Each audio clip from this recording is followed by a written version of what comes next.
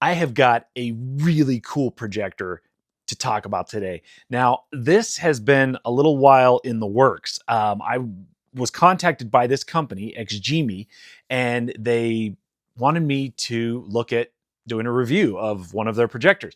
And initially, I was not interested. I looked at it, I'm like, it just doesn't look like something that is a fit for me. I'm not interested. But then I had one of my viewers commented on one of my previous videos, and they said, "Hey, would you be interested in reviewing this XGIMI projector?" And I was like, "Oh, actually, yeah, that does." As I looked closer at it, I'm like, "Actually, that might be interesting." And also, the fact that somebody who watches this channel is interested in that projector, and they have it, and they wanted me to look at it.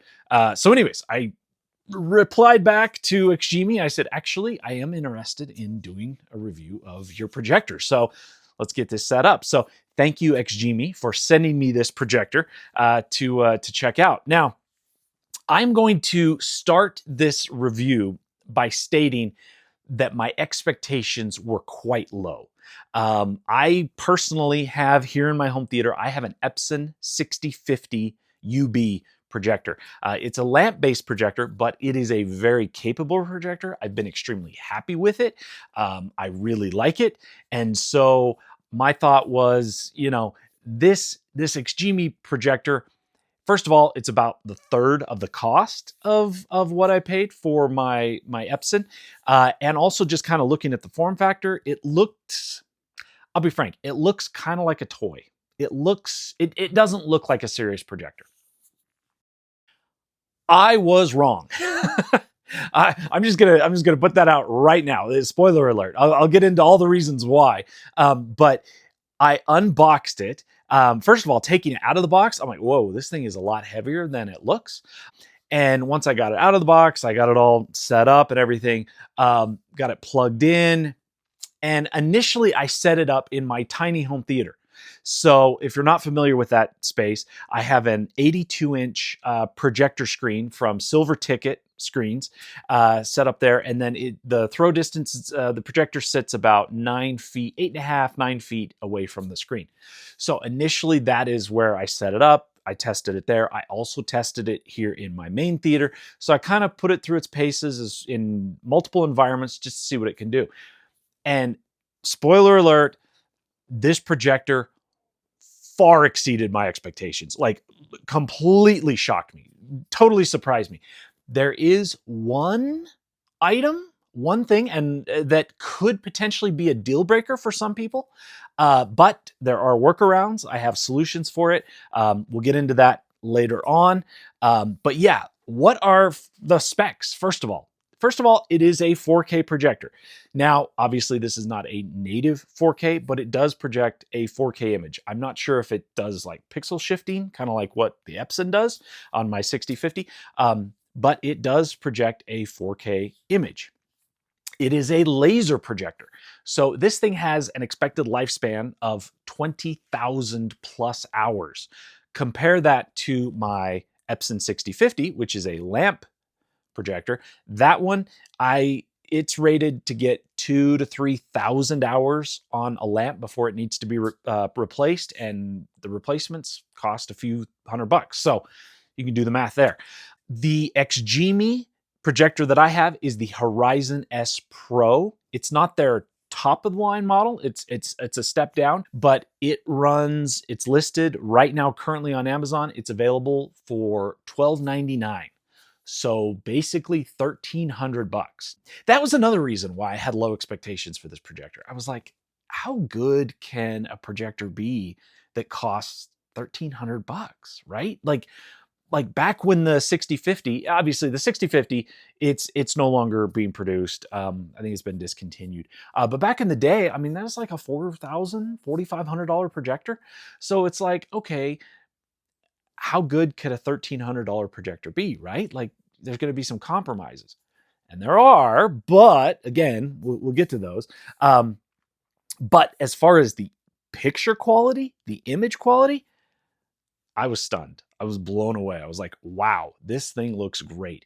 It puts out 1,800 lumens output brightness. Now, I don't have a way to independently verify that it meets those 1800 lumens, but I will say that just last night I was watching a game in my tiny theater, and as the game went on, I was thinking, I'm like, wow, this is like almost too bright. Like, I kind of need to dial this back a little bit because it's a little too bright. It's hurting my eyes.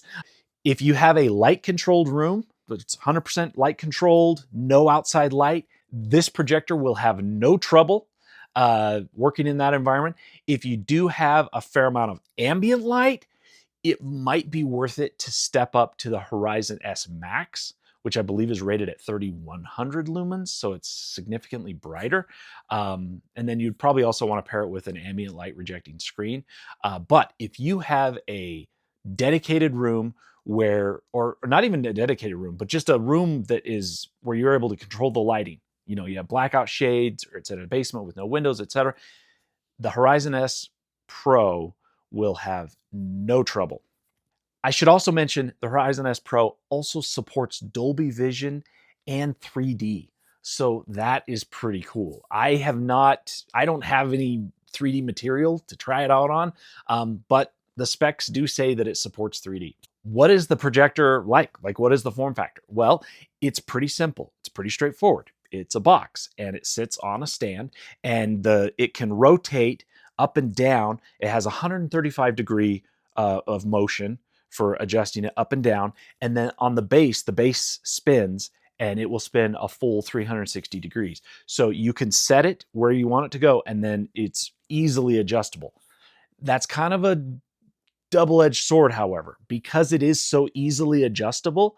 It's also prone to getting bumped. You nudge it even slightly, and the picture is going to be out of alignment, right? So if you place it anywhere where it's within arm's reach of anybody, or could get bumped into, that's something to consider. There's not any way, from what I've been able to determine, there's not any way to lock it down where you set it and then maybe tighten something. Like, as far as I can tell, that doesn't exist. You set it and then you adjust it and then just don't touch it. So this is kind of cool. It does have a motorized lens cover that goes up and down when you power it on. So when you power it on, it comes down and it opens up, and then it exposes the lens. And then when it powers off, it goes back into the closed position. So that's kind of cool. It kind of protects the lens. That's a feature that I've always really liked on the Epson projectors, is they have the motorized lens cover that covers it up, which is cool. And then this also has that feature. Now, what orientations are available to you with this projector? So obviously you can set it on a flat surface and project it to the front of a screen. You can also set it to project behind a screen. So the projector would be behind the screen, you as the viewer would be in front of the screen, and then it would project a flipped image so that it appears correct to you. And then you can also do both of those, but from the ceiling. So it can do upside down.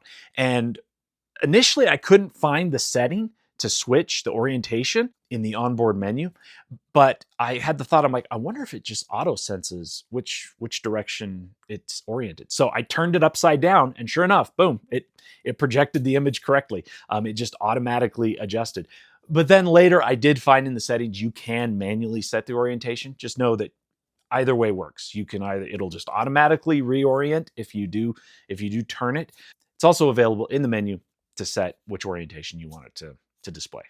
Now, this projector does come with an onboard speaker. It has a Harman Kardon speaker, and it also has onboard apps like the Google Play app interface, so you can stream like YouTube, and I think YouTube TV might be available. You can't do Netflix. That's a cannot. You cannot do Netflix. However, it does come with a USB dongle that you can plug into one of the USB ports on the back of the projector, and then you can stream Netflix. I tried this. It's pretty clunky. It's pretty much what you would expect, which is like you buy a brand new TV and it has an onboard app interface where you can download Netflix or Hulu or whatever.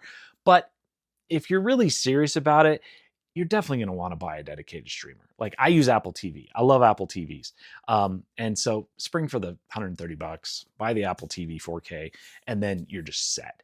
As far as the speaker goes, I listen to it a little bit, but again, you're not going to want to really use that. You're going to want a dedicated sound system, whether it be a sound bar or a surround sound system. You're going to want external speakers if you're really serious about using this projector, because this projector is capable of projecting an image all the way from 40 inches diagonal all the way up to 200 inches diagonal. Now, I'm not able to verify the 200 inch. However, I brought it down here into my basement. I hooked it up. I have a 145 inch 16:9 aspect ratio screen. And I was skeptical. This is even after I set it up in my tiny theater and it projected just fine. It looked great. I was blown away. I'm like, wow, this thing looks really great. But then I'm like, okay, but how does it look at a 17.5-foot throw distance on a screen that is 145 inches diagonal? How does it do then? I brought it down here. It looks incredible. It looks absolutely amazing. Again, I'm stunned. I'm like, I cannot believe that a $1,300 projector puts out this good of an image. It really is quite remarkable. So now I want to talk about how to adjust the picture so that you get it to match exactly to your screen. How well does that function work? Because the Epsons, I will tell you, the Epson method, functionality for adjusting the picture is top notch. It's so easy. You can just move the picture down, up, down, left, right. You can shrink it. The keystone correction, it's wonderful. How does the XGIMI Horizon S Pro do in that regard? And I will say it is a little clunkier than an Epson, but that's to be expected. It's a third of the cost, right? But how well does it do?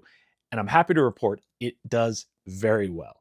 So the first thing you do is you get it roughly oriented correctly. So you set the projector as close to the middle of the screen as possible, and then you just do a rough tilt up and down to get the picture generally as close, evenly around the screen that you want to focus it on.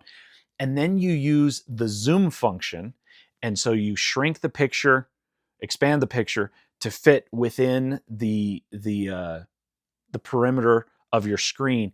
And once you have that, then you do a fine-tune adjustment through the keystone correction, and you can go corner by corner. You start in the upper left-hand corner, and you can move the picture up or down and side to side. And so you can just absolutely dial it in, and each click of the remote, you do all of this through the remote, obviously. With each click of the button, it just moves it just a hair each direction. And so you can really dial it in, and then you just click it to advance to the next corner, and then you do the same thing, get it fine-tuned up and down, side to side, do that for all four corners, and then you are golden, and it looks great. Now, here's where we get to what could potentially be a deal breaker for some people. When you project the image on the wall from the projector and you have to adjust the picture up and down, you'll notice that if you go down, then the top is narrower than the bottom. But then you use the zoom function to shrink the picture down, and it also has automatic keystone correction. So when you project the image on the wall, it automatically adjusts that keystone so that the image it's projecting on the wall is the same distance side to side on the top as it is on the bottom. However, you can still see kind of the halo effect around the edge of the image. So it's kind of hard to describe, and I'll put some video up here where you can see where there's the clear image of what you want to see, and then off to the side around it, you can kind of see this light, faint glow, kind of a halo effect, because it shrinks the image down to fit within the projected image of the projector, if that makes any sense. But basically, long story short, after you get the picture all dialed in, fine-tuned, you're still left with this kind of halo effect around the image, right? Now, I can see where that might be a deal breaker for some people, but I will say this. It is visible in my tiny theater where I have light colored walls. It's not super obvious, but it is there because it's that light, that kind of that light colored, faint. I'll use the word faint. That faint light is shining back off of those light colored walls. When I brought the projector down here to my basement where I have dark colored walls, it was invisible. That halo effect completely disappeared. It was like I literally could not see it because my dark colored walls do not reflect enough light to shine that back. And so it disappeared. So if you got this projector and this halo effect really bothers you, there's a couple things you can do. One, paint your wall a dark, flat color, right? To minimize how much actually reflects. Another option you could do is you could do like a black velvet, like fabric around the perimeter of your screen and make it large, make that large enough, extend it enough past the edge of your screen to where the light doesn't shine back. Or you may find that it actually doesn't bother you that much. I watched a couple movies on this and I watched a game last night. And honestly, I mean, my OCD, I would say it's definitely above average, and it didn't really bother me that much. It kind of just disappeared. So that is something to keep in mind when making a decision whether this projector works for you. But just know that there are ways to eliminate that halo effect. Another thing about this projector that is, I would put in kind of the negative column, is that while it does have a digital zoom, it does not have any optical zoom, which is unfortunate. However, the digital zoom does quite well. Like I say, I was very impressed with how I was able to get the picture dialed in and sized perfectly for both of my projector screens. How does this projector do with regards to gaming? Specifically, the latency. Is there a noticeable lag between, moving your character with your controls and actually seeing it happen on screen? And I'm happy to report basically no lag. I mean, it was lightning fast response. It's rated at under 20 milliseconds lag. I didn't notice any lag at all. I had my teenagers fire up Fortnite. I'm like, all right, play this. Let me know if you notice any kind of lag between the controls and the visuals. And after extended playing, they're like, no, there is no lag. So this projector would work perfectly in a gaming environment where you need lightning fast response. How loud is this projector? One of the things that I run into with my Epson 6050 is that because it is a lamp-based projector, it generates more heat.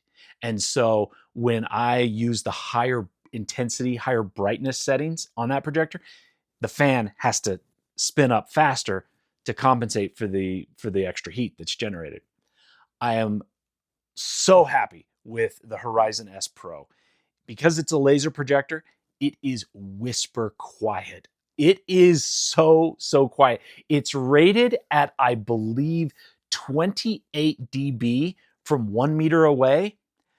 I measured it a few inches from the projector because that's how close my head is to it when I'm in my tiny theater. From just a few inches away, I measured it at 29 dB. That is, I mean, it's basically silent almost. I mean, yeah, if the room is completely silent and you listen, you can hear the fan kind of spinning. But it is so quiet, so quiet. Like I say, I measured it 29 dB. So having this projector right by your head is not a problem. You're watching movies, listening to music, gaming, no problem at all. I mean, your AC is going to make significantly more noise than this projector. So as I mentioned, it's a very simple design. There's not much to it as far as the outside of the box. You have the power button, you have a single HDMI connection, and you have 2 USB ports. And a lot of these projectors will have multiple HDMI connections. They'll have multiple USB. They'll have controls like a directional keypad and select and options and back and everything. It's almost like having a remote on the projector. This projector doesn't have any of that. It is there's basically no controls whatsoever available, buttons on the projector itself. I prefer using the remote when I use these things, so I'm totally fine just using the remote. I have full, the full controls on my Epson 6050. I never use them. I just use the remote, so it's not a big deal to me. Um, Now it does have, like I said, it has a single HDMI port, 2 USB ports. So the way I connected the XGIMI Horizon S Pro up to my Onkyo TX RZ50 is I used a fiber optic HDMI cable from Ruipro. Now, if you're not familiar with these cables, they're really cool because you have the cable itself, but then the HDMI connector on the end, on each end of the cable, it actually detaches. And so you can upgrade just the ends. I've made a couple videos about them. You can go check them out. But one of the caveats to these detachable ends is that on the display end, the end that you connect up to your projector, it requires external power. And the way they're powered is over a USB connection. So the question that I had was, will the USB ports on this XGIMI projector power up my Ruipro fiber optic HDMI cable? And it did. It worked perfectly. I ran the cable from my receiver around to the back of the room. I plugged it in to my Ruipro fiber optic HDMI cable, and then I connected the little cable over to the USB port, powered it up. It works great. So I just want to talk briefly about the picture quality of this projector. I've already mentioned that this projector way exceeded my expectations. It really is a phenomenal picture. I was super impressed with it. This thing looks great. In fact, I was watching clips of various movies to see how they look, movies that I'm very familiar with. So one of the movies that I fired up is Ocean's 11, the very opening scene. And it opens with a wide shot of George Clooney sitting in a chair. And there was just the faintest hint of a little bit of fuzziness to the image. And I was like, ooh, I mean, it's not a huge deal. I mean, I only noticed it because that was my purpose in looking at this, is to see like how sharp and clear the image is. If you were just watching a movie, you wouldn't even notice it. Like, it really was that subtle. It was just the faintest hint of just a little bit of fuzziness. And so then that shot finished, and then it cut to a close-up of George Clooney's face. And when it cut to the close-up of his face, that shot, razor sharp, absolutely crystal clear. I mean, you could see the individual hairs on his head. Bear in mind, this is on a 145-inch screen, right? Here in my theater. And you could see the individual hairs on his head. And that's when it hit me. The fuzziness that very faint fuzziness that I was seeing in the first shot was actually the camera being slightly out of focus that was filming the shot. And then when they set up the close-up shot, they got that one totally, absolutely in focus. So basically, the bottom line is, this projector, the image quality is so good that you can see the difference in focus from shot to shot within the same movie. How good of a job did the cameraman get uh, when it comes to focusing on the shot? It was amazing, absolutely amazing. And so it just speaks to how clear this projector is. Now, how hard is it to get the projector itself focused? Super easy. And this is actually a function that where it actually does better than my Epson, because the XGIMI projector has an autofocus function. You can set it to where it will autofocus anytime you start the projector up, but you also have the option, there is an autofocus button on the remote. You just tap the button once and it just refocuses, and it makes it all crystal clear automatically. And from what I've found, it works extremely well, because you also have the option to manually focus it. But honestly, I don't really see a need for that because the autofocus works so well. So the bottom line with this projector is, this thing is really good. It's really, really good. Now, I have reviewed much more expensive projectors in the past. I recently did a review of an $8,000 Epson QB1000. That projector, it's a great projector. Obviously, it's amazing. But here's the thing. At that price point of $8,000, the market of who can afford that shrinks pretty dramatically, right? So yes, if $8,000 for a projector is in your budget, absolutely go for it. You could not be happier with a projector than you would be with the QB1000. It's incredible. However, that's not really accessible to most people. So at a price point of $1,300, the XGIMI just dramatically expands the available market of who can actually access this projector.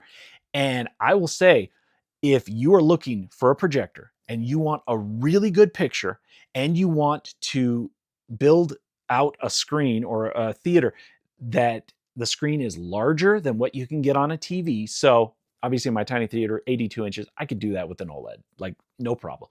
But that situation is a little different. But for you, if you want a large image, if you want a theater-like experience, it's hard to go wrong with this XGIMI. If you can get past that halo effect, I would say the halo effect is probably the biggest downside to this. But if you're willing to dark out the wall that the screen sits on or put some black velvet fabric around, then you're good. You're absolutely good. You're willing to do that. I don't see any downside to this projector. At this price point, it's fantastic. So I am excited to keep using this projector. It's going to stay in that tiny theater for a good long while because it just works so well and it looks so, so good. So check it out. And thanks for watching.